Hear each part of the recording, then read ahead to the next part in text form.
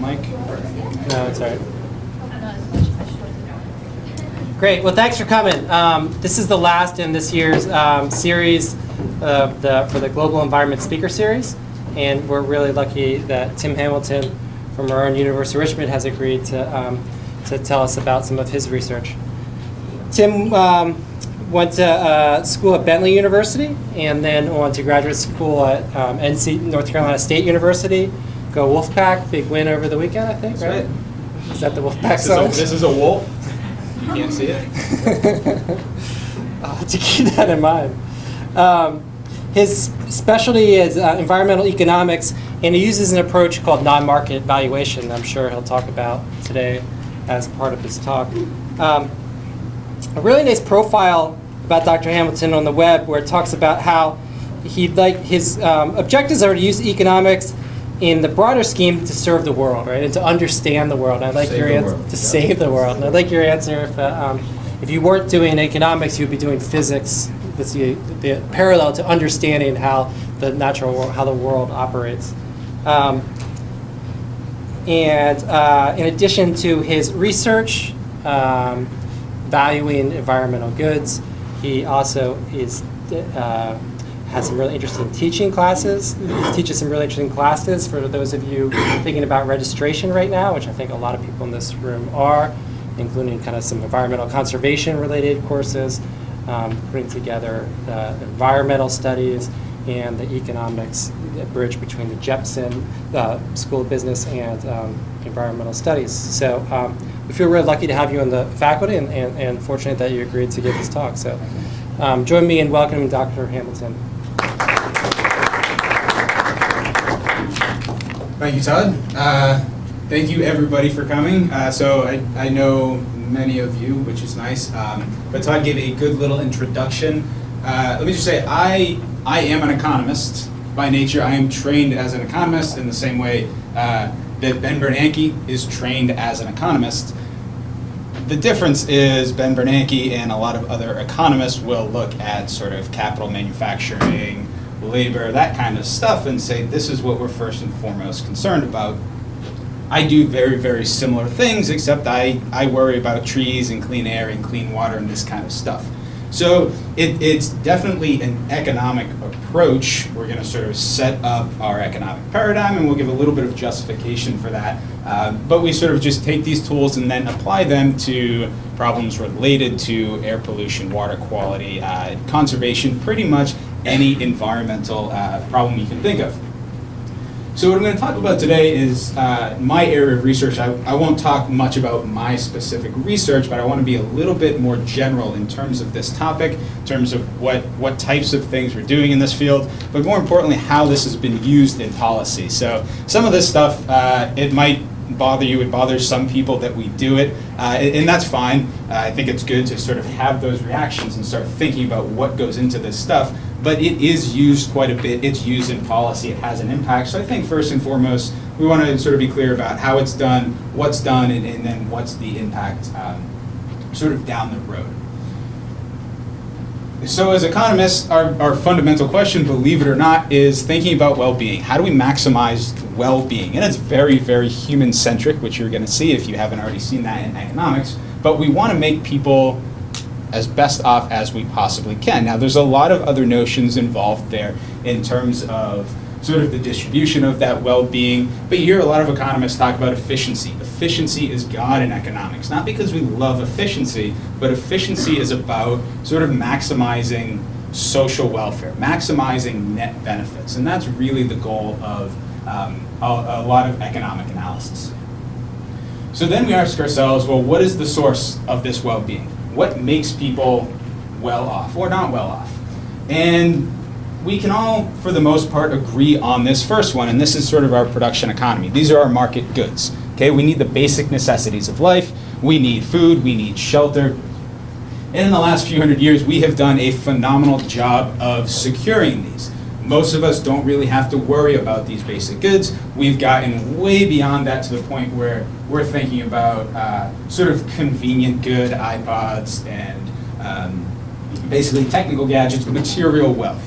Material wealth, I would argue, is a good thing. there are some downsides to it, but for the most part, it makes us better off. So we do want to be concerned with this. And in our sort of market economy here, we've done a really, really good job of taking care of that. But then we have sort of this fundamental trade-off. These things are all great, but these things are great too. This is our environmental quality. So my perspective is, why do we care about environmental quality? Not because we have some obligation or responsibility. It's not our relationship with Mother Nature. What I do is I treat environmental quality like I treat many other goods. It's something that we like. It's something that generates value to us. It's something that essentially gives us happiness. We like clean air and we like clean water for a number of reasons. It could be simply because of kind of the health impacts of these things, that it'll let us live longer, gives us a higher quality of life. But it could also be just recreational opportunities. It's nice to have a house on a lake and look out at the lake. It's nice to be able to go to a wildlife refuge, one, because you enjoy walking around there, but you might just value the fact that it exists. So we're going to sort of talk about these concepts and see some of these applications as we move forward. So this then creates this problem that, if you want to make a huge generalization and simplification of the problem, is that both of these categories are good things, but they tend to be in competition with each other. Okay, as we produce more of this stuff, we tend to have sort of a negative impact on this. And if you look at the last few hundred years, as we've done in the Western world, particularly done a really good job of securing some of the basics, we have done nothing less than sort of ravage the environment in this context. So we need to figure out how to talk about this trade-off in sort of a formal framework. So the problem is, how do we compare market goods to environmental goods? How do we put them in the same framework? It's like comparing apples to oranges, which in the end is actually a really, really easy thing to do. There's many ways to compare apples to oranges. You can look at calories, you can look at sugar content, you could look at fiber content, and then you have to decide what's important to me. And now we can talk not about an apple and an orange, but a good that has 200 calories versus a good that has 150 calories. So we can walk through some examples of really, really easy things, thinking about cars versus iPads. So 30 cars versus 100 iPads. Which one of these sets is worth more? Probably the 30 cars. So we're intelligent people. We're not fooled by the fact that 100 is bigger than 30. Okay? We know that these things are fundamentally valued differently. So we can look at 30 units and make this direct comparison. So example number 2, we look at a factory. What are we going to build in this factory? So think about this from the perspective of a firm or from the perspective of sort of a regulator promoting different industries. What do we want? We have a factory that produces iPads or a factory that produces oil. Again, fundamentally different goods, but we have some notion built in where we can make judgments about which one is worth more. Which one's going to generate more welfare, thinking about jobs created, thinking about total economic activity, et cetera, and we can make this comparison. Now we get down to the third bullet point and we have a slightly different problem. So now we're talking about oil extraction, which is a good thing, economic activity. We're going to get a bunch of jobs. This is going to generate all sorts of surplus for the economy. Great. But at the same time, if we do that, we can't have it as conservation land. Okay? That's problematic. So how do we make this decision? This is not an easy decision for one reason. We don't have a common metric. We have a common metric to compare cars and iPads, to think about iPads and oil. So how do we do it with environmental goods? It's money. We use money. Everything comes down to money, which sounds really, really crass when you think about it, okay? People say, well, money isn't everything. No, it's not everything, but it can be everything. It's just a placeholder, okay? It's a symbol of value. How do we compare two things? Just put them into the same exact unit of measurement, and now we can make a simple comparison. We don't have to use money. We could really use anything we want. This is just the most intuitive and kind of the easiest to measure. We could take another step and measure everything, measure our environmental goods and our oil extraction, essentially in any unit of analysis, as long as we keep it constant across the two. So before we sort of get into these examples of how this is done, I'll walk you through sort of a brief history of where this came from. And sort of to give you the notion that this is grounded in kind of conventional economic theory. So you go back to the beginning of the 20th century, and we had some really, really important economists doing really, really important work that has become the foundation of what we consider now mainstream economics. And this developed the field of welfare economics, which is how do we measure how well we're doing? How do we measure sort of these benefits to the population? And the big result that came out of this was that we are very dependent on market prices for doing this. Okay? Market prices are the result of people going to the market and buying things, of firms going to markets and selling things. There's a lot of information in these prices. That was important. Now we can simply go ahead, look at a market price, and say, okay, now we have some value for our economic production. That's problematic for what we want to do now, because we have a bunch of goods that we don't sell in the market. So we can't go to the market and look at the price, so we're going to have to figure out some other ways of doing this. So fast forward a little bit, 1947, this is an era of big government spending following a lot of Keynesian economic stimulus, World War II. Things were going pretty well, but we had a lot of expenditures at the federal level, and the National Park Service was concerned with what are the benefits of this. We are spending a lot of money to maintain these national parks. We could be doing a lot of stuff with this land. Could be building, these could be homes, this could be production facilities, but we just leave them sort of as is. So this guy, Harold Hotelling, is sort of an intellectual giant in economics, comes along and proposes what's called the travel cost method, which we'll see an example of that later on. This travel cost method essentially was a footnote. The National Park Service and most policymakers didn't think much of it at the time. It ended up being a footnote in this commission study. But over the next sort of few decades, in particular in the 60s and 70s, this was picked up by the academic literature and was really turned into a very legitimate way of sort of valuing environmental amenities, and is one of our very common approaches now. Fast forward a little bit more to 1981. So now we have the Ronald Reagan administration, and he passed this executive order. It said that any project that has an impact of $100 million or more must go through some form of a cost-benefit analysis. Now, it's not perfect legislation. It's not even permanent legislation. It's only an executive order, but it's been effectively renewed with every administration since. So again, very, very imperfect. We don't know exactly what needs to go into this cost-benefit analysis. We don't know exactly how it has to be done. And how do we determine $100 million impact before we actually do the cost-benefit analysis? So it's sort of it's good in spirit. It's not perfect, but it to some degree codifies this notion of thinking about the costs and the benefits of any policy. And there's good reason to say we should probably be putting environmental concerns into some of these impact analyses. So now we get to this notion of non-market valuation. How do we think of the impact? How do we think of the total benefits? It's easy to sort of calculate and monetize the economic benefits. Let's think of the other side now. And this is a field known as non-market valuation, valuing things that are not sold in the market. Okay, nobody buys clean air, you just use it. So like I said, I treat the environment like any other good. It's a good that generates utility, it generates welfare, it's good for us, we like to consume it. Our next goal then is to create this framework for comparison, but we're stuck in a pretty tough spot where we don't have these market transactions. So we talked about how a market price is what we want to use to sort of measure the value of a good. Well, market prices don't exist for these non-market goods. So economists have come up with some fairly nifty methods.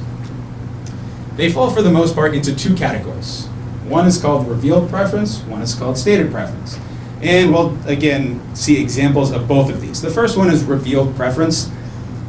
As the name says, we want people to reveal their preferences. So we observe what we can observe. We observe people doing things in the market, but know that every decision people make is based on some underlying value for a bunch of different goods.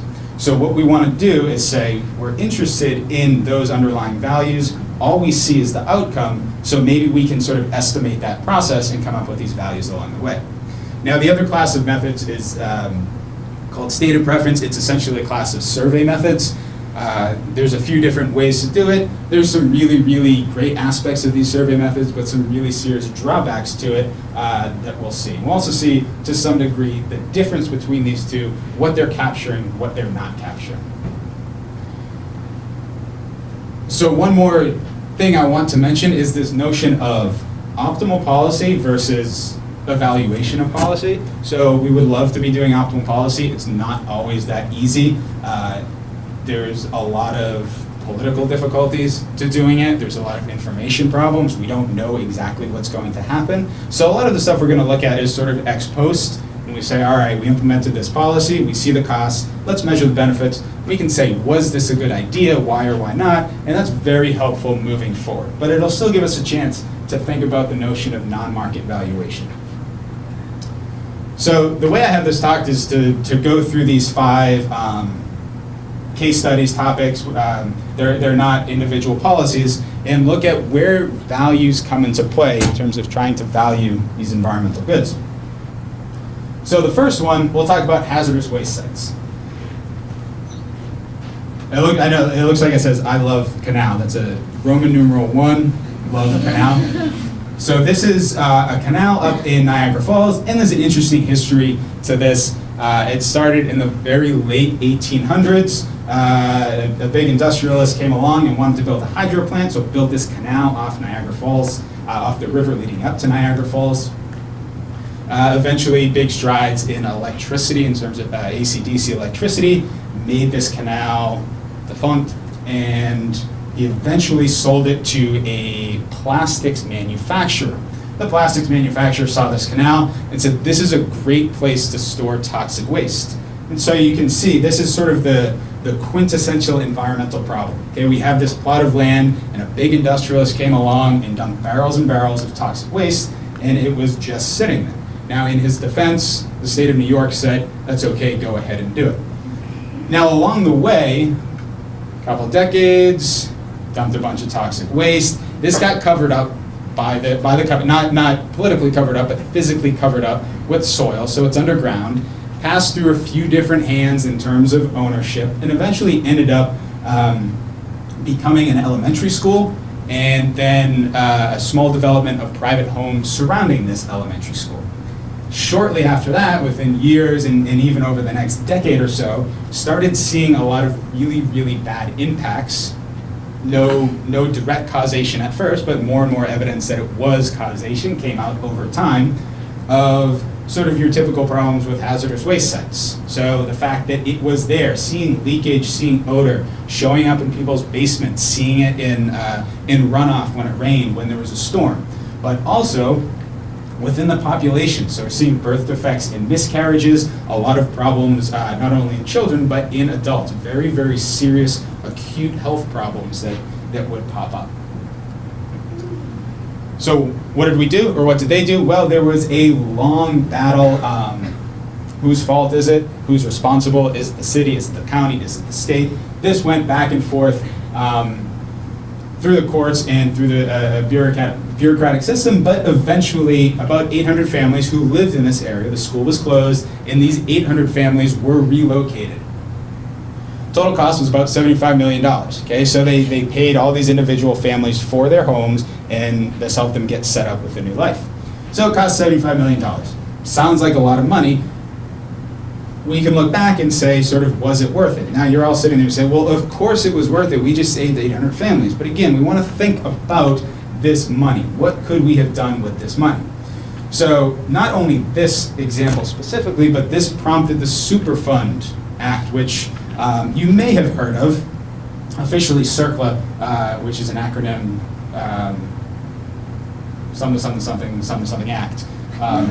No, it's Kim. It's the Comprehensive Environmental Response Club and Liability Act. I forget the second C. Essentially, it's a big fund with money to clean up these sites, managed by the EPA, and the EPA decided, well, what are the worst sites, and they rank them and then go ahead and clean them up. So since then, 340 sites, 347, this is since 2010, there may have been a few more, have been cleaned up at a total cost of $14.9 billion, total of about, on average, $42 million per site. So now ask ourselves, what could we do with $42 million? The possibilities are endless. So we want to sort of justify this. We want to show that it was worth it, that it generated a lot of benefits. How do we do that? So this is one of these techniques known as reveal preference. And what we look for is, where are people implicitly purchasing this good? And one of the places we see this is in housing markets. So This is a map. This is Washington, D.C., and this is a Superfund site up in the northwest corner, right on the border of Washington, D.C. And these little borders, these are all census block groups, okay? So essentially what we do is we look at housing prices in each one of these locations and think, well, if this is such a bad thing, if people really value, in this case, value not having to consume this good, so consuming a clean environment, how do they do that? They live far away from it. So what we would expect to see is homes very close are selling at lower prices, since you're forced to sort of consume this Superfund site. And homes over time, once this gets cleaned up, so this offers sort of another test of this, once the site gets cleaned up, do we see homes nearby actually appreciate in value, since you're not consuming the bad, you're consuming more environmental quality. So again, nobody's purchasing this directly, but they're indirectly purchasing it when they buy this house. So we can look at a couple of studies that do this. One study, and these are both academic studies. This one study looked at 300 sites on the national priorities list, so 321 sites that were cleaned up, and looked at two things. Looked at what happened to these housing prices when this site was proposed, meaning when the information came forward that this is a really bad place, and then looked at the price change again once it was cleaned up. So once we invested this average of $42 million per site and deemed it essentially safe for people to live near again. And we see something very intuitive, but corroborated by the data now, is we see a decrease in housing prices by about 11 or 12% when it's listed, and an increase in housing prices once it's cleaned up. So again, this is this implicit consumption via the housing market. We can take these benefits, these percentages, look at the actual price of homes, kind of aggregate across all the homes within a reasonable distance, and get the aggregate benefits of the 52 sites. On average, it was about $71 million per site with an average cost of $14 million. So this is slightly different because this is only looking at 52 particular sites. Looks pretty good. $14 million a site, $71 million in benefits. This is good. This sort of passes our analysis as a positive net benefit generator. So now we can say, don't worry about caring about the environment. Look at what people are willing to pay. Look at how much individuals value this good. This was a very, very good policy to clean up the environment here. Just a quick little caveat is that 39 of the 52 had benefits greater than cost. So there's actually some negative ones in there. So this is an argument that maybe there's 13 sites in here that we shouldn't have cleaned up, that we should have just left as is, as festering dumps of whatever was put there. So if you want to use the analysis to say that was a good idea, you can look at specific cases and say, well, maybe it's a bad idea in that instance. A very, very similar study looked at one particular site up off of Lake Michigan, and this was only recently cleaned up, but they did this before the policy, tried to predict and say, is this a good policy? And what they did was something very similar. Instead of looking at housing prices appreciating over time, they looked at sort of similar areas. So we have an area that's really dirty, we have an area that's really clean, and let's look at this difference in housing prices, see if we can't tease out the impact in sort of this same method as the previous paper. Found this property value appreciation, you do it in percent terms, and once it's aggregated across a community, it's in the hundreds of millions of dollars compared to a proposed cost at the time of $21 million. Actual cost was $150. So again, this was a good argument to say, yeah, we should probably move forward with this proposal if it's only going to cost us $21 million. I was not able then to find this in the it would be nice to find this in the previous paper and sort of look ex post at this to see how good of an estimate this was. Unfortunately, I couldn't find that. But just another example of a cleanup justified in terms of these monetized benefits from environmental quality. Many applications of this apply to all sorts of goods. Basically anything with some spatial variation in it that's sort of tied to these housing markets, you can apply this and try to get some of these values. So we can sort of justify it, but all we're doing is looking at, well, we get a bunch of benefits and we get a bunch of costs. we can take this one step further and say, is this a good way to then justify actually making people pay for this? Right? We see that people are willing to pay, but who's actually paying versus who is actually consuming these benefits? So there's some nifty ideas going on here. It's difficult to actually make people pay for this kind of stuff. You know, they get the appreciation in housing values, but never give that back to the person or to the agency that incurred the cost of doing it. But it is a good reason to think maybe we should fund this through tax revenues. Another interesting idea is called tax increment financing, which is if we see this appreciation in housing values around the area from cleaning up, we're effectively increasing the tax base. So same tax rate, more expensive homes, you get more tax revenue. And so some of the cleanup will essentially pay for itself through that mechanism. It typically won't cover the entire cost, but it certainly helps mitigate the cost to the cleaning up agencies. So let's move on.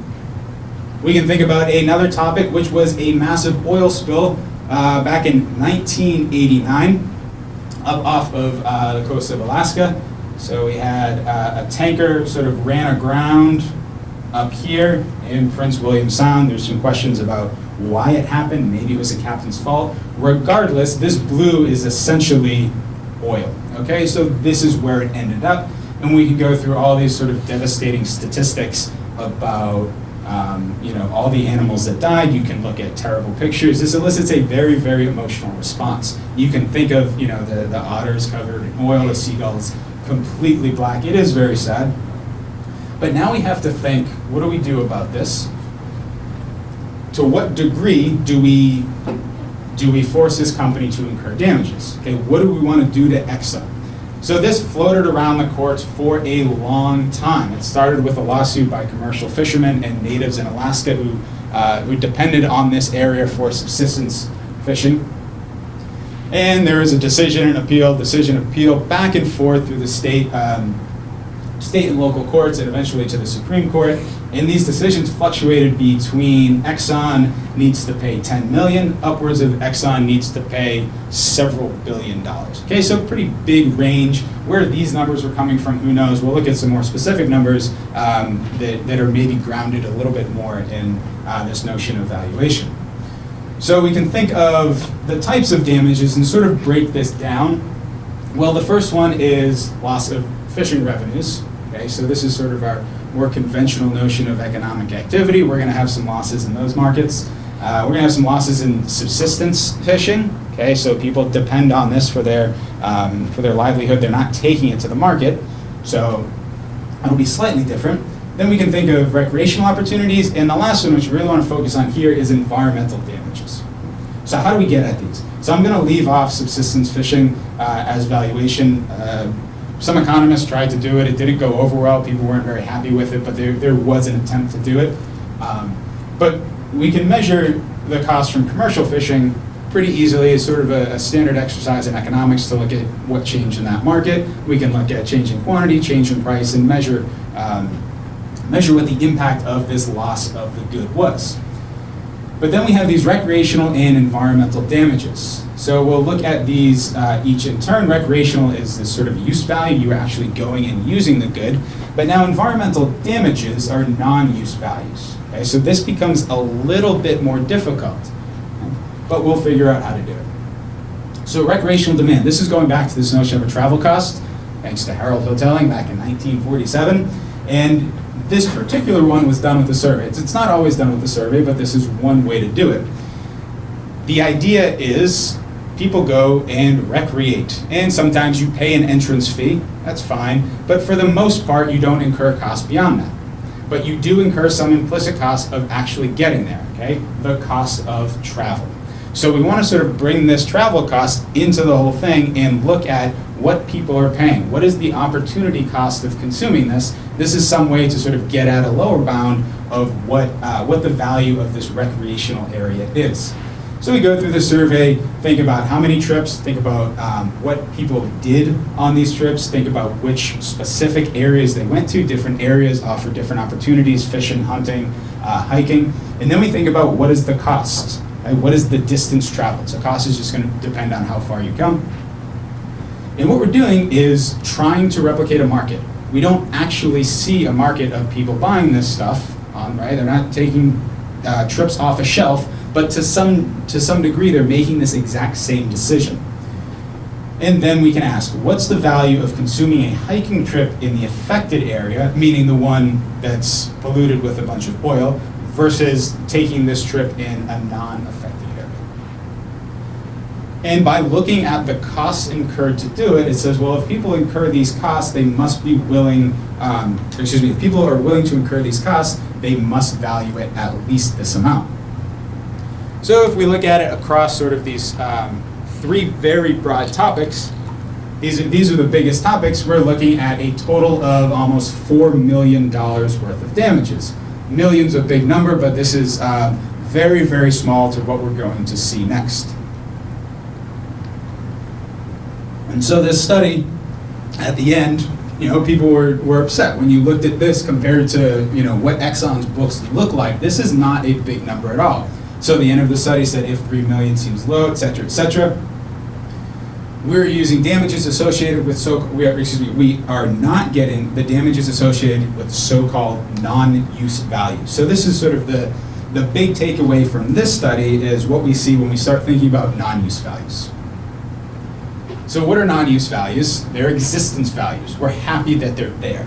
So you can think about this poor polar bear floating away. You've probably seen this commercial, and it makes you, and Sarah McLachlan's playing in the background, and it makes you really sad.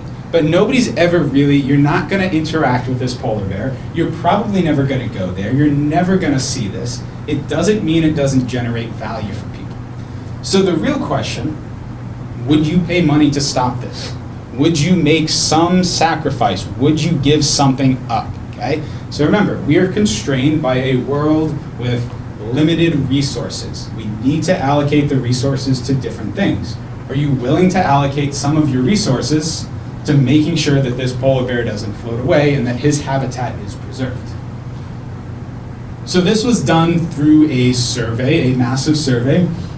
And instead of just saying how much are you willing to pay for this, they set it up in a slightly more sophisticated way and say, are you willing to pay $10? If so, 20, if so, 30, et cetera, et cetera. And essentially what we're doing is figuring out exactly how much people are willing to pay. Gives a little more context for the decision rather than just saying, are you willing to pay, rather than just saying, how much are you willing to pay for this? And again, the notion is to replicate market transactions that we just don't see. They just don't exist.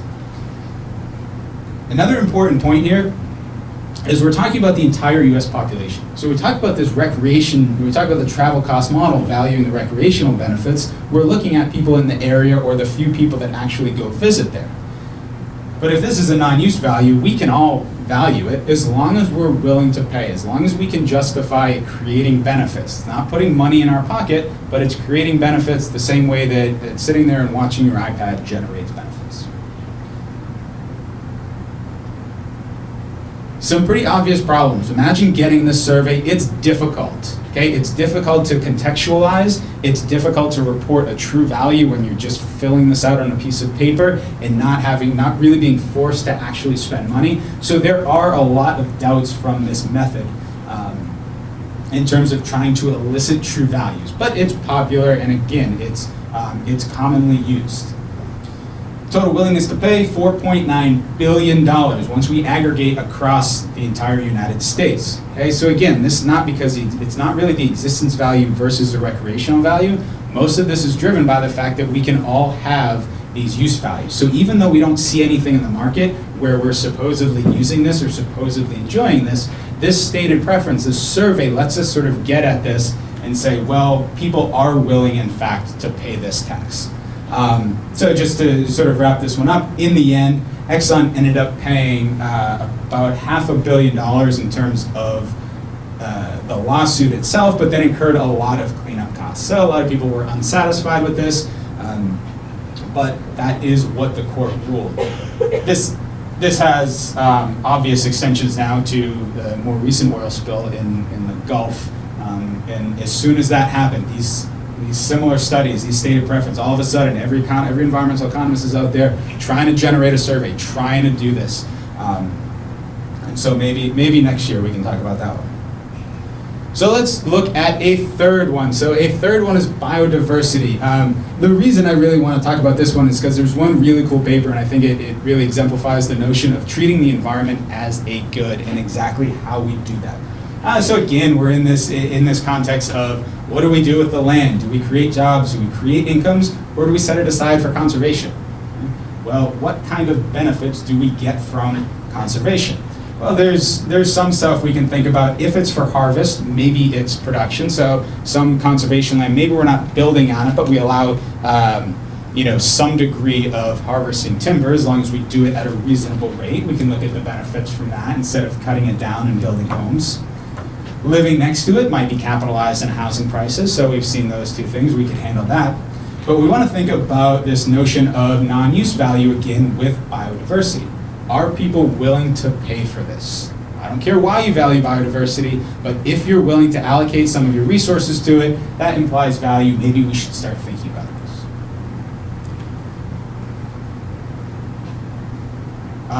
this. So this is another survey. This is going to be a choice experiment. On the next slide, I want to show you exactly what this choice looks like. You'll get a better idea, but just to sort of set this up, this is, again, non-use, so nobody's actually using it. It's residents in the United Kingdom telling their values for biodiversity in Tanzania. So there's likely not going to be any use.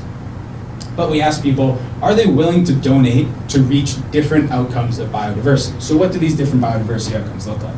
So this is an example of one page of the survey, and people literally go through and say yes or no. So we have option A, option B. Option A, you lose a bunch of species. Option B, you don't lose a bunch of species. The biggest difference, option B, you have to pay £100. This is done over and over and over again, many different choices, enough variation here, enough variation in price. And again, we're going to try to replicate the market and see what it looks like. So these are goods. We're just treating these animals as goods. We ask how many species, how many sites. We're going to look at unique versus charismatic species. Okay, so that's essentially, unique and charismatic. Unique is obvious. Charismatic is basically a lion versus a toad. Is it a cool species? So I assure you people filling out the survey had a lot more information than this to make this decision. So how much would you pay to save any particular combination of species? We're looking at people implicitly sort of buying, I like, a bunch of cat species and fish species. And this implies their value. Okay, I know it sounds silly, but it's just replicating how we make purchases every day. So now we can look at what is the annual willingness to pay to preserve any of these species. Okay, we are literally putting a dollar value. Okay, this is annual willingness to pay per household. Okay? We can look at gorilla species, lion species, lizards and birds, and frogs. And a pretty clear delineation in terms of differences in prices. Why? Well, we have these charismatic species, gorillas and lions, and we have boring species, lizards and frogs. But there's another important thing here, which is uniqueness versus non-uniqueness. So the gorilla species and the lizards and birds were both explained to the respondent as unique, meaning they're not in other locations. We see people willing to pay a lot, or we see people willing to pay considerably more for these particular goods. So we're just treating these as economic goods with value. So why do I like this paper? Because it's a perfect corollary to economics, to how we consume things and how we think about consumption and economics all the time. In three ways. The first is this notion of diminishing marginal willingness to pay. If you've taken your micro principles, this is one of the first things you learn. You start consuming a good, the more of the good you consume, the less you like it. You kind of become sated. I'm not willing to pay so much more for an additional unit of the good.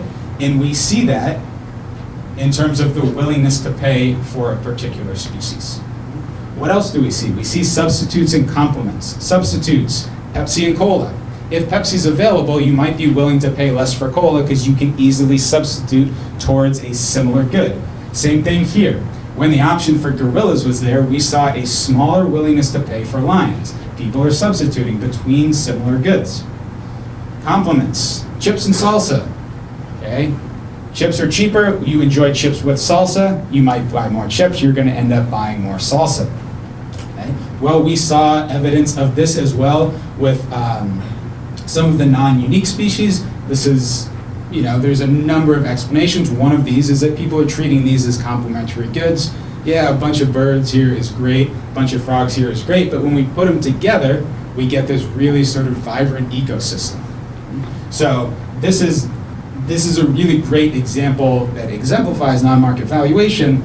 They're just a bunch of goods. They're a bunch of goods that generate value. Again, it sounds kind of crass to be talking about biodiversity like that, but it's a very, very good way to convey value. So for the sake of time, I want to I'll skip the last one.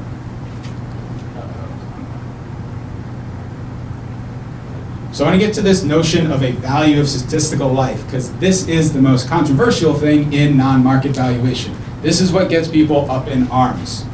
So what we're thinking of here is the Clean Air Act. Okay? So the Clean Air Act, originally back in 1970, some amendments passed, and obviously imposed a pretty significant cost on the economy in terms of reducing emissions. So we had to figure out, was it worth it? What were the benefits of reducing emissions? We all think that clean air is a good thing, but at what cost? So the benefits of air quality, this is going to focus on mortality, morbidity reduction, okay? Reducing the number of people that die and reducing the prevalence of, this is just a partial list of some of the ailments that went into this study, but they're ones we know. Asthma, pneumonia, heart disease.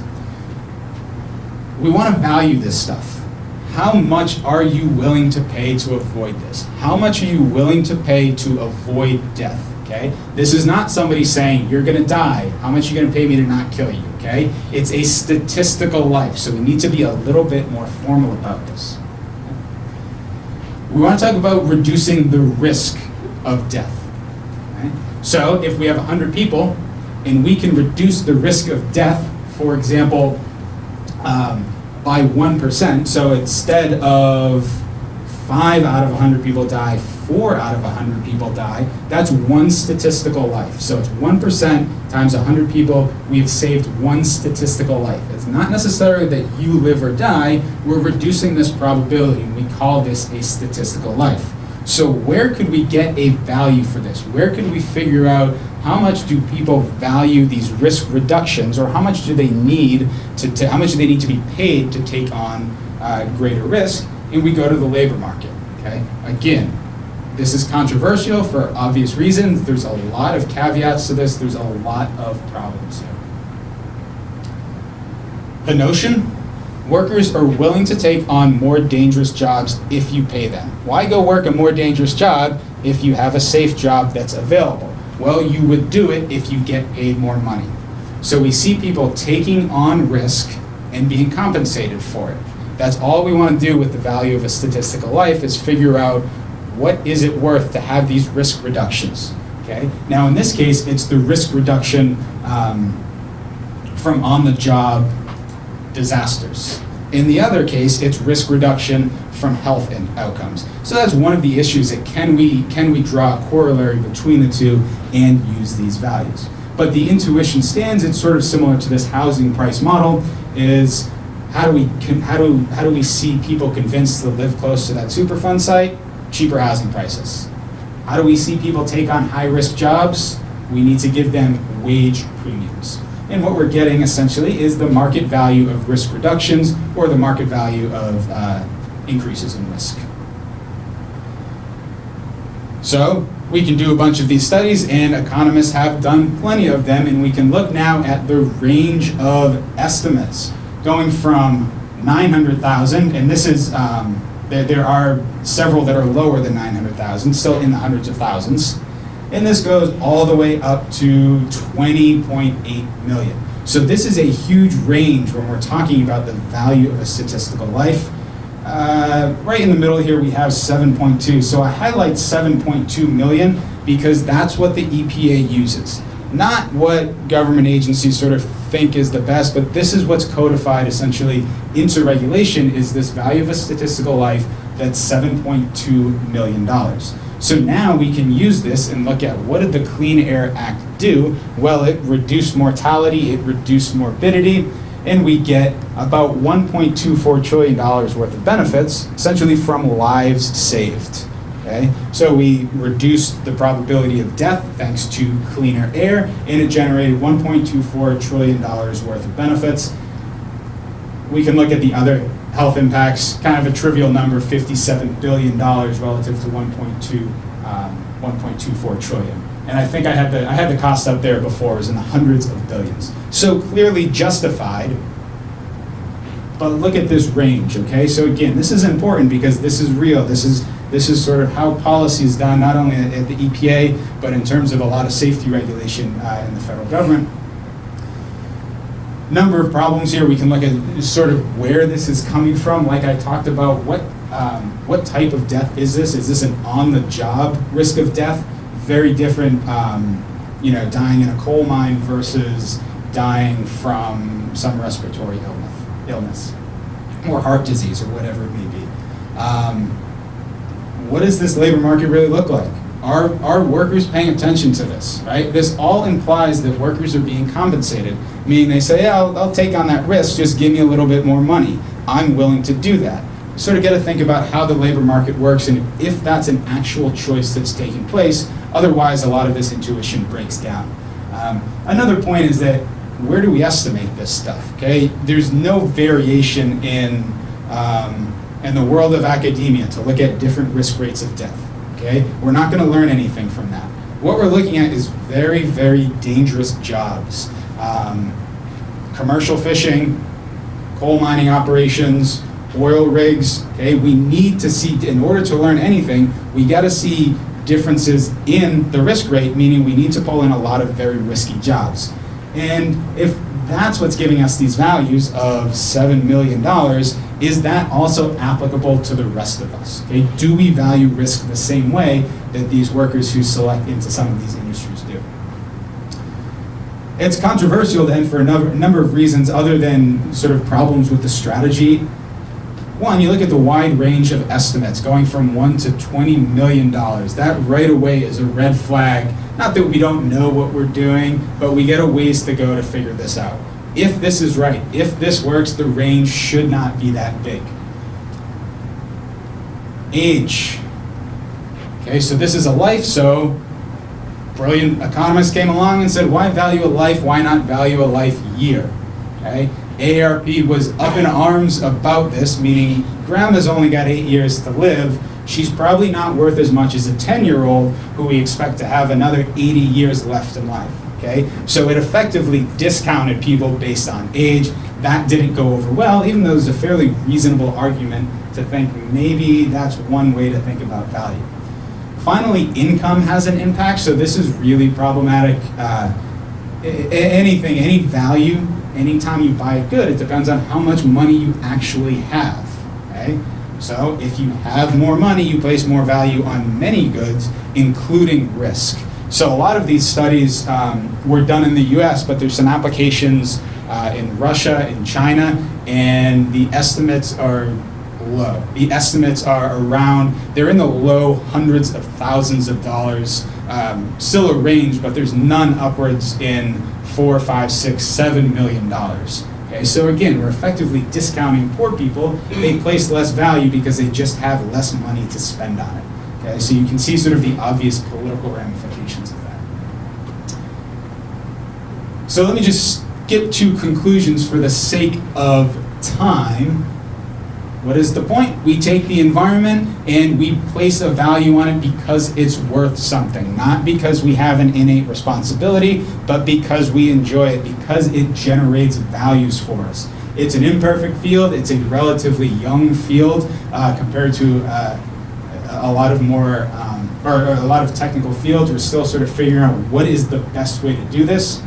But it is in there. It's used in policy, okay? So policymakers are probably a little more certain about this, whether they should or shouldn't be, than the economists actually doing these studies, okay? So you look at the VSL, nobody is overly constant. None of those authors are overly confident about the fact that they got $9 million, okay? It's a contribution to the literature. It's young. We're working on it.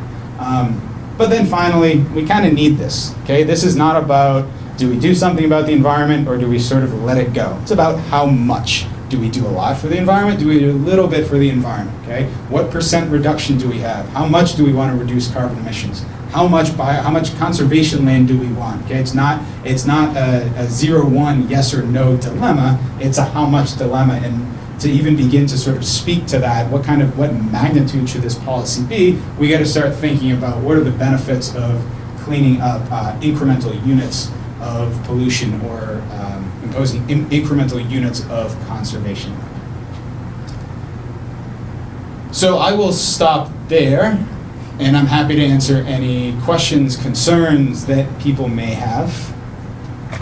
Thanks. Thank you.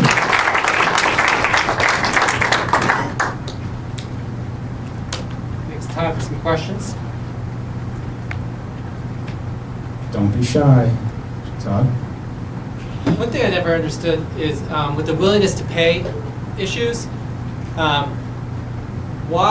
do you define the scale at which you'll include people? Like why not stop at the state of Alaska or the state of Louisiana and say in asking that question?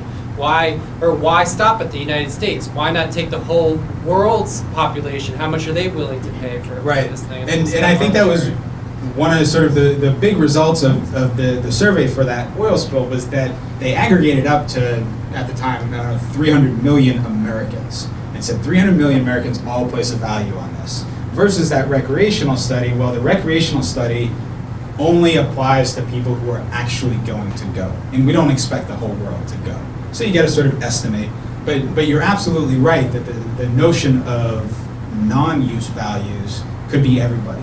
We technically should be looking at 6 billion people across the world, or however many people, maybe we have 7 billion, but everybody in the world might place some value on that. It might vary, right? The people in Alaska or in Western Canada might have considerably higher existence values for something that's only a few hundred miles away versus people in sub-Saharan Africa who don't even know that this exists. But technically, we could think of the whole world.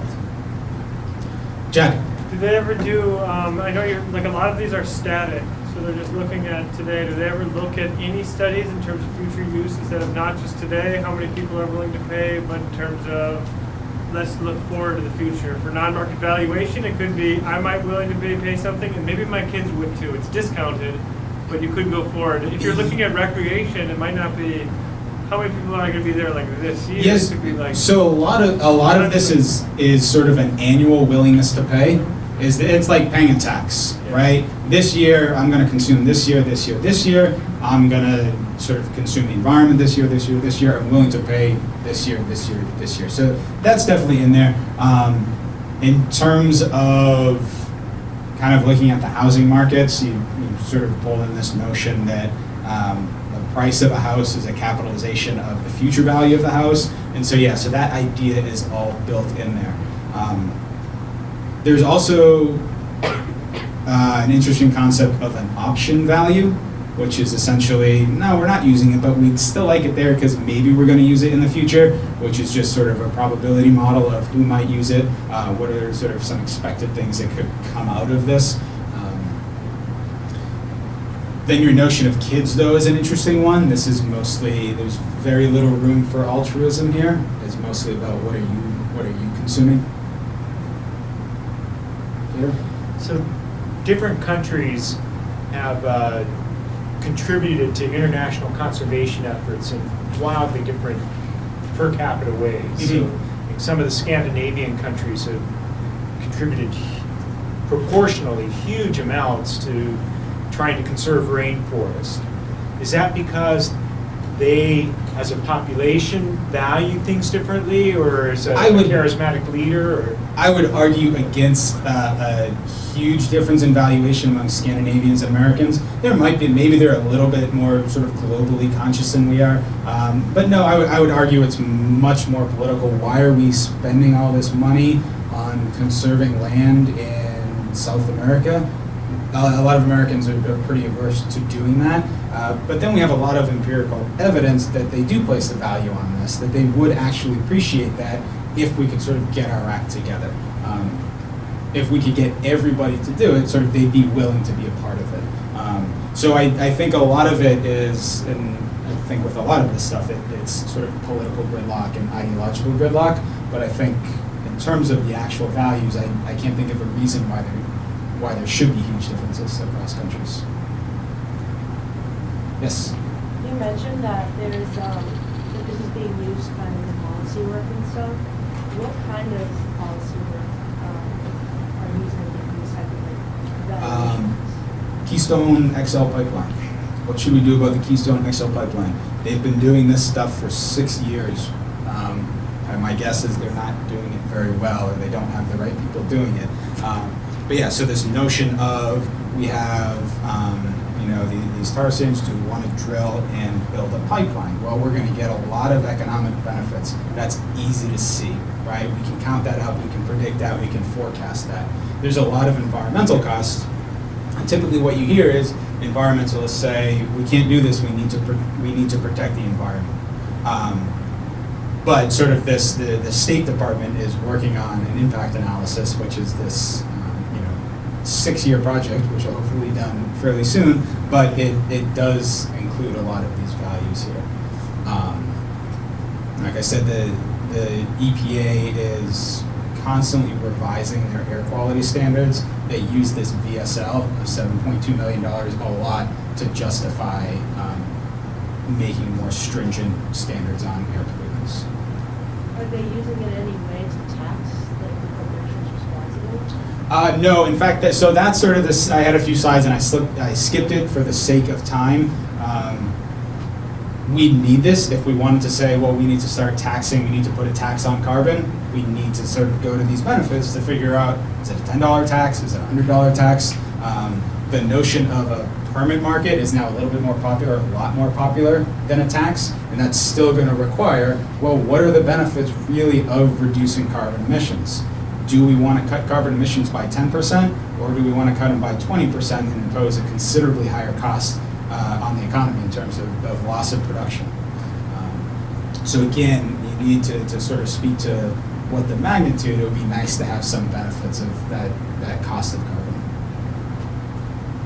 Yeah, just had a question. You talked about the Exxon case, about how they had all these legal disputes and things. Mm-hmm. For instance, I know Chevron Texaco had some troubles in Latin America for oil smoke and stuff like that. When it comes down to selling, does it become more of an economic issue or is it more of a legal issue? So let me say that Exxon had on its side a very well-known economist who's he's at Harvard or MIT, he's an environmental economist, and he did this recreational study that said $3.9 million. And Exxon took it and said, great, thanks. Now on the other side, we had some economists, and they didn't have quite as much pull because the other side couldn't really commission him to do this study, but it was another group of fairly prominent economists that did this state and preference survey and said, look, $4 billion. Okay? So I don't think that you take the different economists who did these studies, they're not going to disagree with each other. I think they'd be almost in 100% agreement about these values and sort of how these get used. So again, I think there's a lot of sort of political and legalese in there that's preventing maybe a more effective use of them. Great. Well, I'm sure Dr. Hamilton would be happy to come up and entertain Absolutely. arguments in the front of the room, and I encourage you to sign up for his classes next semester as well. So let's thank him one more time. Thank you very much for coming. Go Spiders.